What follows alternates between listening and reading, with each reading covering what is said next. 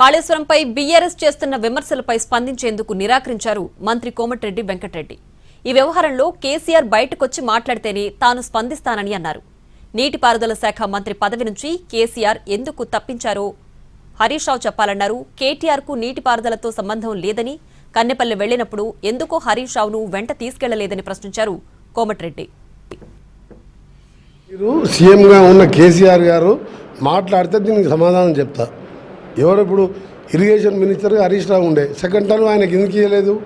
దానికి Harish Rao is not ఫిట్టా, లేకపోతే ఆయన ఫాల్ట్ చేసిందని చెప్పి ఆ పోర్టుఫోలియో తీసేసిండా? కేటీఆర్కి ఇరిగేషన్ సంబంధం లేదు.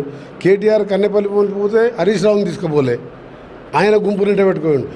నేను ఏంటంటే కేసీఆర్ గారు బయటకు వచ్చి వీటి మీద ఆయన నేనే సీఈని నేనే డిజైనర్ అని చెప్పుకుండు కదా, ఆయన మాట్లాడితే యాజ్ ఏ సివిల్ ఇంజనీర్గా నాకు అంతో ఇంతో అనుభవం ఉన్నది. రాజశేఖర రెడ్డి గారు సీఎంగా ఉన్నప్పుడు స్టేట్ మొత్తం కూడా అప్పుడు ప్రిన్సిపల్ సెక్రటరీతో ఆల్ పార్టీ నాగేంద్రనాథ్ రెడ్డి గారు ఈ జిల్లాకి వెళ్ళి కమిటీ మెంబర్ ఉండే.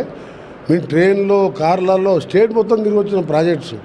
ఈ ప్రాణహిత అప్పుడు అంబేద్కర్ ప్రాజెక్టు పెట్టి 38,000తో రంగారెడ్డి జిల్లా కూడా వస్తుంది ఇప్పటికి నీళ్లు. సరే, దీనికి రూపకర్త ఆయన కాళేశ్వరరావు ఏం పేరు కేసీఆర్ గారు బయటకు వస్తే నేను మాట్లాడతా తప్ప హరీష్ రావు కేటీఆర్ కామెంట్స్ మీద